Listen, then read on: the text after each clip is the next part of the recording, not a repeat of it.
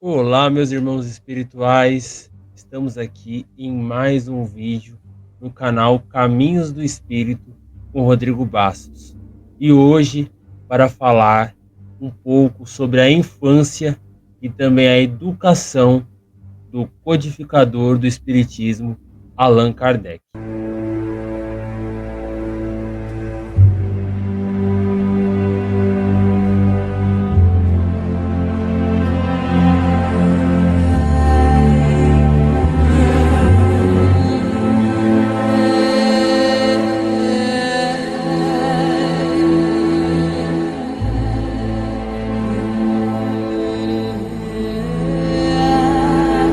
Mas antes de darmos início ao vídeo, já se inscreve aqui no canal para receber os avisos dos futuros vídeos, deixa seu like para divulgar esse conhecimento para frente e comenta aqui embaixo alguma dúvida, alguma ideia que vocês tenham para que eu possa produzir outros conteúdos para vocês, para que possamos aprender juntos um pouco mais sobre a doutrina espírita. A infância do jovem Allan Kardec foi longe de todo o caos que estava acontecendo na capital francesa, na qual já conversamos no último vídeo sobre a mãe de Allan Kardec. Ele cresceu no ambiente rural de Bourg-en-Bresse, na casa da sua avó, onde morava sua mãe e seu tio-avô. Ficava à beira de uma estrada rural rodeada por belas árvores. Essa localidade recebeu o nome de Saint-Denis-les-Bourgs. Contava com apenas 600 moradores e tinha sua própria igreja local. Morava numa mansão de Montré, como se chamava naquela época, casas grandes de advogados, de médicos e membros da elite rural. O pequeno Rivail soube aproveitar a bela paisagem que tinha ao seu dispor, com grandes bosques, flores fantásticas para sua observação e sua diversão diária. Ali perto tinha um observatório com grandes letras douradas que atraíam o olhar do público e se chamava Observatório de 1792, construído pelo famoso astrônomo francês Lalande. Naquelas ruas, grandes personagens históricos já haviam passado. Francisco I no século XVI, Henrique IV, o próprio Napoleão Bonaparte também já havia cavalgado ali naquelas redondezas. Uma boa curiosidade para comentarmos também aqui irá nos remeter à futura missão daquele jovem Rivail. A cidade tinha uma origem celta. Seu nome Bresse é um termo céltico para argila ou lama. Quando o castelo dos duques de Savoia foi demolido em 1817 para construir uma prisão na cidade, foram encontradas fundações de um enorme monumento druídico com um círculo de grandes pedras. O pseudônimo de Allan Kardec foi escolhido por ser uma das suas encarnações do próprio Hippolyte Léon Denisard de Rivail, na qual lhe foi revelada em uma sessão mediúnica. Quando ele foi Allan Kardec, ele teria sido um antigo druida. Então ele decidiu assim adotar um nome na qual já foi dele em outras encarnações, como seu pseudônimo para separar das suas obras pedagógicas com a obra que ele estava iniciando naquele momento, as suas obras espíritas. Nas áreas camponesas francesas do século XVIII e XIX, as crianças brincavam de cabra cega, dando pauladas contra um alvo, tinham cantigas, contos, narrativas. No meio das pessoas da roça, haviam contos de feiticeiros, de pessoas que fizeram pactos com demônios, excomungados que viravam animais, contadas ao anoitecer sob a luz de lamparinas, assustando toda aquela criançada.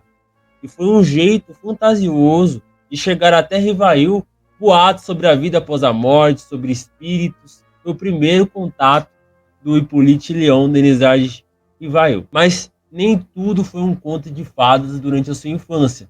No ano de 1814, com o enfraquecimento do exército francês, a Prússia, Rússia Reino Unido e Áustria se reúnem para invadir o território da França e assim começa uma guerra. A família de Allan Kardec assistiu a guerra acontecer por sua janela. A mãe de Rivail, Jeanne do Ramel, prezando pela vida do seu único filho, decide sair do meio daquele caos, pegar a estrada para chegar na Suíça, especificamente em Yverdon, cantão de Vaud, onde no castelo do mesmo nome funcionava o Instituto Pestalozzi. Os alunos que ali estudavam eram 150 mais ou menos, metade eram estrangeiros, franceses, ingleses, até alguns brasileiros e estadunidenses. Era uma grande mistura cultural. Quem tinha recursos pagava uma pensão anual de 720 francos para cobrir a alimentação, lavagem de roupas, cadernos e livros. Os pais levavam o enxoval. Essa cobrança permitia que os alunos de baixa renda pudessem estudar gratuitamente. A mãe de Rivail considerou que sua família tinha condições de pagar e assim o fez. Em 1815, com o dinheiro da venda do terreno que eles tinham em Bourg-en-Bresse, Jeanne pagou o ingresso do seu filho no Instituto Pestalozzi. A vida em Yverdon foi descrita por dar liberdade aos alunos. As portas do castelo ficavam abertas como a casa de sua própria família. O período de aula eram de 10 horas, cada lição era de 1 hora. Depois vinha um intervalo. Os mestres mais jovens pernoitavam nos dormitórios, participavam das recreações e eram muito estimados pelos alunos. Todos os domingos, numa assembleia geral, passava-se em revista os acontecimentos da semana. Algumas aulas eram atividades práticas, como natação, ginástica, jardinagem e outros trabalhos manuais. Entre a 7ª ou 8ª aula, existia uma aula livre. Nessa aula, os alunos escreviam para seus pais, ou desenhavam, ou adiantavam deveres. Havia caminhadas e o estudo de geografia ocorria nos campos e montanhas. As plantas eram estudadas onde nasciam. Durante as festividades e feriados, os alunos eram integrados à sociedade. Os cantos de corais estavam sempre presentes nos intervalos, recreios, passeios. A disciplina era uma conquista da afeição, do dever sincero, do amor com que todos eram recebidos desde o momento em que entravam e do próprio entusiasmo que as crianças desenvolviam por aprender pelo próprio interesse, sem castigos de palmatórias ou recompensas. No ensino tradicional da época, os alunos precisavam decorar textos de cabeça baixa e, por acaso quebrasse qualquer regra, existia uma punição. Era punido pela palmatória. Pela primeira vez, numa escola, as crianças se deparavam com a verdadeira liberdade de pensar. Pestalozzi também estabelecia uma condição primordial, que era o envolvimento da mãe na educação dos filhos. Então, dava orientações para as mães de como desenvolver as capacidades de seus filhos, fornecendo recursos para as mães e também para as próprias crianças, a educação pela autonomia e liberdade para transformar a sociedade. Lógico que com essa iniciativa, Pestalozzi arrumou briga com as grandes instituições de educação, inclusive com a própria igreja que comandava a educação na época. Mas ele não se abateu.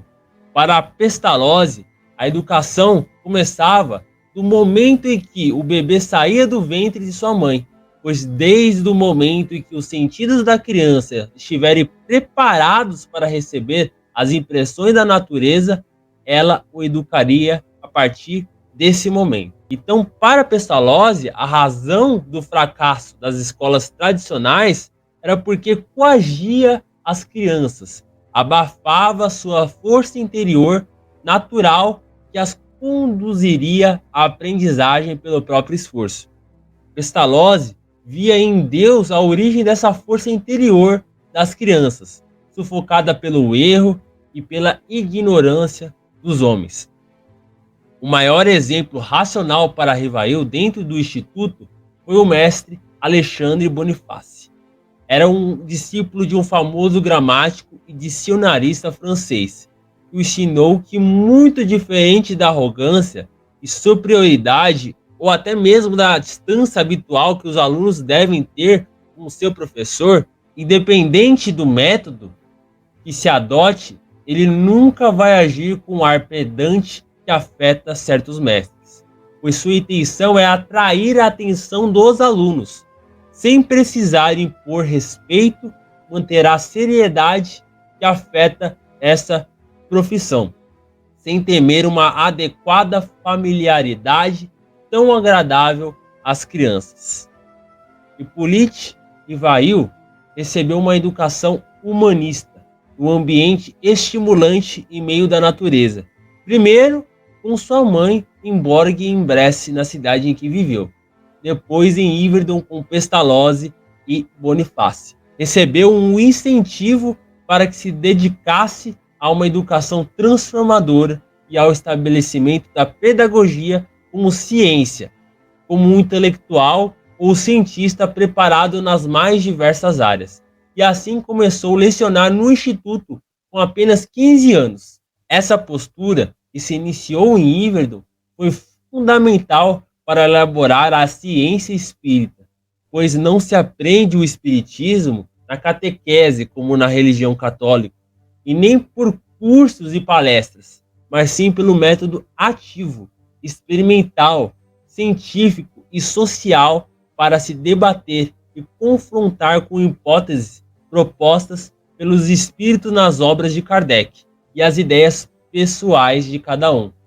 O espírita precisa conhecer-se primeiro, precisa descobrir-se quais conceitos aceita, para depois compará-los com a teoria dos espíritos. Espero que vocês tenham gostado do vídeo.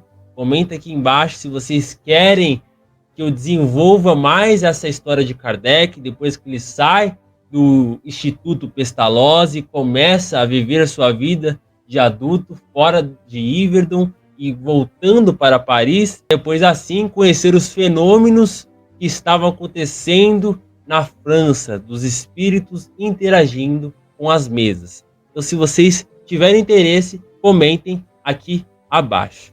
Um grande abraço e até breve.